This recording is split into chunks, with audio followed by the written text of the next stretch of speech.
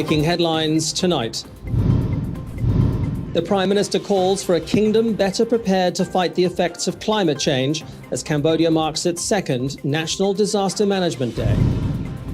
The Angkor Warriors dispatch Guam 2-1 to advance to the third round of the 2023 Asian Championships. And a solar eruption triggers a jaw-dropping display of the Aurora Borealis.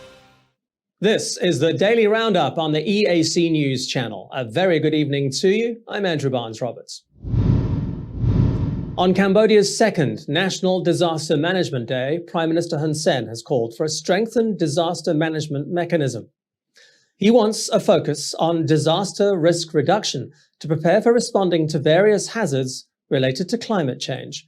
The kingdom's National Disaster Management Day is now celebrated every year on the 13th of October, in line with the ASEAN Day for Disaster Management and the International Day for Disaster Reduction. EAC News reporter Reo Soko has the story.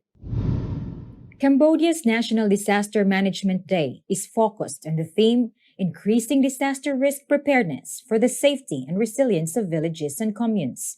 This is aimed at building awareness and enhancing preparedness for facing adverse events. Prime Minister Hun Sen released a special message through his social media page on Wednesday. He says it is still not appropriate to hold the public celebration of the day due to COVID-19, but to rather conduct educational campaigns on disaster risk reduction. He says the COVID situation in the country has not yet improved, saying this is another kind of disaster in addition to fires, floods, droughts, and other climate change-related incidents. With this, the Prime Minister has called on ministries and institutions at the national and sub-national level to strengthen these disaster management mechanisms.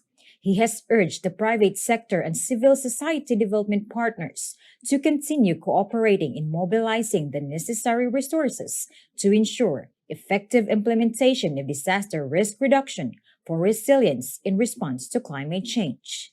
He's also called on everyone to continue practicing. This month of caused flooding in Banteay Meanchey and Battambang, swollen rivers in Kampong Speu and Phnom Penh, and Typhoon Kompasu has swamped roads in Koh Kong. EAC News reporter Yuri Matosko has the latest. Typhoon Kompasu has heavily affected Koh Kong's Kamarak Puman district. Mayor Cheng Savanda is confident the water level will start to recede, but he says it's not just the weather that's to blame. He says residents throwing garbage onto streets and into canals has only made a bad situation worse.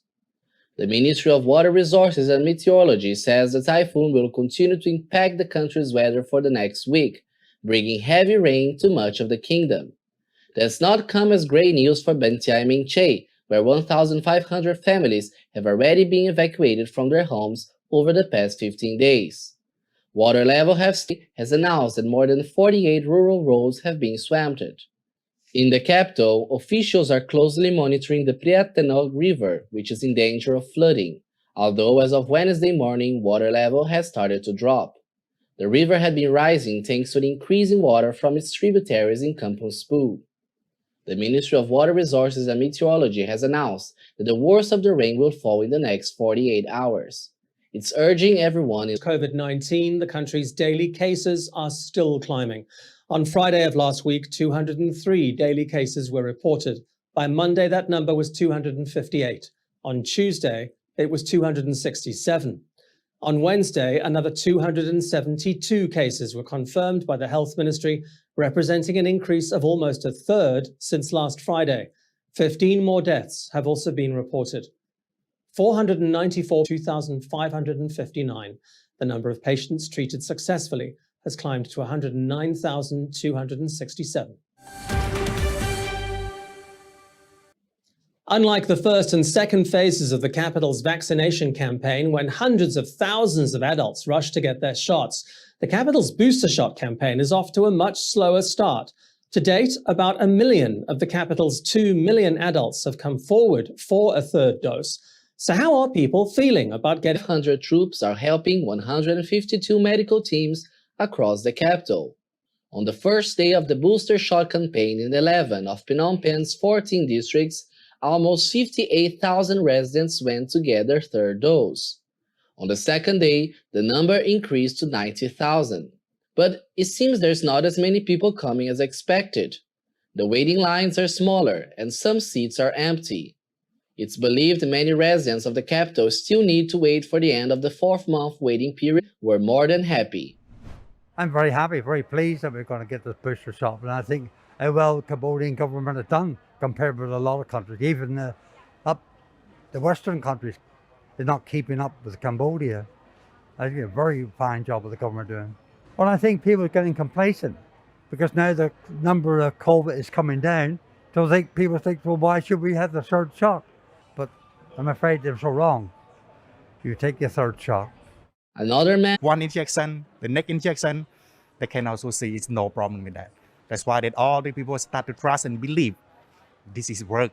Hian Man told EAC News that she doesn't believe enough people are aware of the booster shot campaign. I think some people know about it and some not, because they just got their second dose or first dose, and some people haven't got their first dose yet.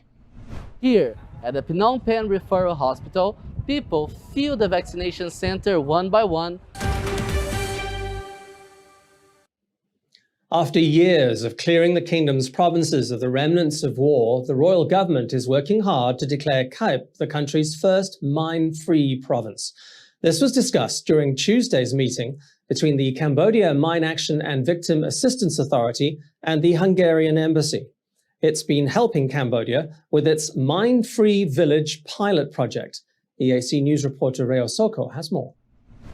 The Mine-Free Village pilot project is underway in the Nak Chang E village in Kaip's Prey Thom commune. Tut has expressed gratitude to the government and people of Hungary in supporting mine clearance operations in the country. On Tuesday, Tut asked Hungary's Charge d'Affaires, Istvan Bakush, to continue the country's support for the Mine-Free Village project in 2 other villages.